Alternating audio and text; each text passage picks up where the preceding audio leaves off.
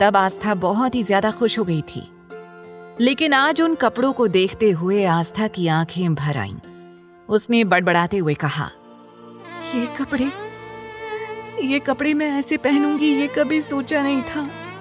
लेकिन ये कपड़े मामा जी ने यहाँ क्यों भेजे हैं? उन्होंने कहा था कि ये शादी बस 2-3 दिन के लिए है, उसके बाद मेरा इस शादी से कोई लेना देना नहीं होगा। फिर उन्होंने मेरे सारे कपड़े यहाँ क्यों भेज दिए? आस्था ने फ्रेश होने के बाद अपनी नानी के भेजे कपड़े पहन लिए। अब आस्था को पहले से कंफर्टेबल लग रहा था। लेकिन तभी आईने में देखते हुए आस्था का ध्यान अपने गले में पड़े मंगलसूत्र और मांग में लगे सिंदूर पर गया। आस्था का दिल चाहा कि वो इसी वक्त मंगलसूत्र को निकाल कर फेंक दे और सिंदूर को मिटा दे। लेकिन ना जाने कौन सा एहसास था जिस वजह से वो चाहकर भी उस मंगलसूत्र और सिंदूर को अपने सिर से पोंछ नहीं पा रही थी। अब आस्था यही सब सोचते हुए गहरी नींद में सो गई। दूसरी ओर अरमान के चारों दोस्त नीचे कमरे में मुंह फुलाए बैठे थे।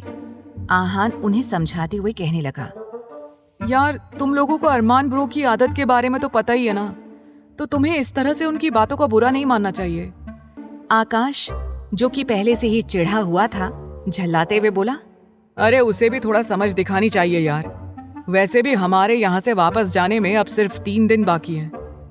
फिर हम वापस अपने अपने मैंशन और फ्लैट्स में शिफ्ट हो जाएंगे। और वैसे भी हम यहाँ सिर्फ दादाजी की वजह से आए थे, क्योंकि वो हमें उतना ही प्यार करते हैं जितना तुझे और अरमान को करते हैं, समझा? उनके लिए हम सब उनके पोतों से कम नहीं है। सिर्फ उनके लिए इतनी इंसल्ट सही है हमने। तभी वहां दादाजी की रौबदार आवाज गूंज उठी, हो गया तुम लोगों का? आस्था से बात कर दादाजी सीधे उन चारों के पास आ गए, क्योंकि वो जानते थे कि अरमान ने उन चारों को भी खरी खोटी सुनाई थी, इसीलिए सभी इस वक्त उदास होंगे। दादाजी ने उन सब की ओर देखते हुए कहा, तुम सबको अपने खड़ूस भाई के बारे में पहले से ही पता है ना। अब मेरी बात ध्यान से सुनो। यहाँ से कोई कहीं नहीं जाएगा। तुम चारों को बहू की मदद करनी होगी ताकि वो और अरमान एक हो सके, ताकि वो दोनों एक दूसरे की जिंदगी में खुशियां भर सकें। अब जैसे ही दादाजी ने ये कहा, वो चारों हैरानी से उन्हें देखने लगे। ध्रुव मना करते हुए बोला, दादाजी आप चाहे तो मुझे दुनिया का कितना ही सीरियस केस क्यों ना दे दें, या चाहे किसी को कोई बड़ी से बड़ी बीमारी क्यों ना हो, मैं उसका इलाज कर दूंगा। लेकिन आप जो ये काम मुझसे कह रहे हैं ना, ये मुझसे तो क्या किसी से भी नहीं हो पाएगा। बिल्कुल नहीं, क्योंकि ये इम्पॉसिबल है। सुमित ने भी हाथ खड़े कर लिए और बोला, दादाजी आप अपने पोते को अच्छी तरह से जानते हैं ना। अगर उसे हमारी इस बात के बारे में जरा सी भी भनक लग गई तो वो हमारा क्या हाल करेगा, ये सोचकर ही मुझे पसीने आ रहे हैं। अब जैसे ही उन चारों ने अपने अलग अलग बहाने देकर हाथ खड़े कर दिए, तब दादाजी गुस्से से उन सबको घूरते हुए कहने लगे, नालायकों, मुझे तुम लोगों से ऐसे ही जवाब की उम्मीद थी। कहने को तो तुम सब अरमान के दोस्त हो, लेकिन इस तरह से उससे डरते हो। तुम्हें शर्म आनी चाहिए। क्या तुम सबको अपने दोस्त की कोई फिक्र नहीं है? वैसे भी मैंने तुम लोगों से कोई सवाल जवाब नहीं किया है। हमने तुम सबको हुक्म दिया है कि तुम लोगों को हमारी बात माननी ही होगी।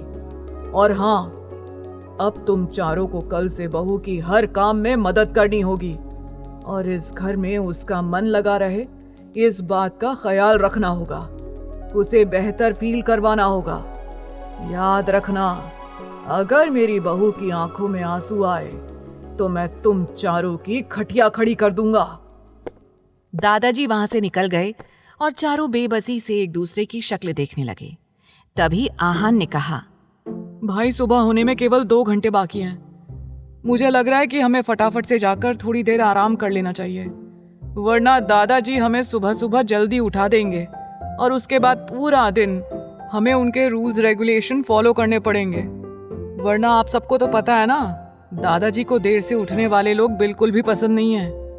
अब जैसे ही अरमान ने इस बात की याद दिलाई, सुमित जल्दी से अपने मुंह पर उबासी लेते हुए कहने लगा, अरे यार, ये तो मैं भूल ही गया था।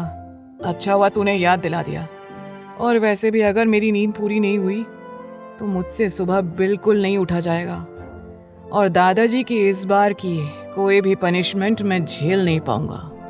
आगे की कहानी जानने के लिए देखें अगला एपिसोड सिर्फ पॉकेट एफएम के YouTube चैनल पर। और तेरे इश्क में के सारे एपिसोड्स को सुनने के लिए डिस्क्रिप्शन में दी लिंक से डाउनलोड करें पॉकेट एफएम ऐप।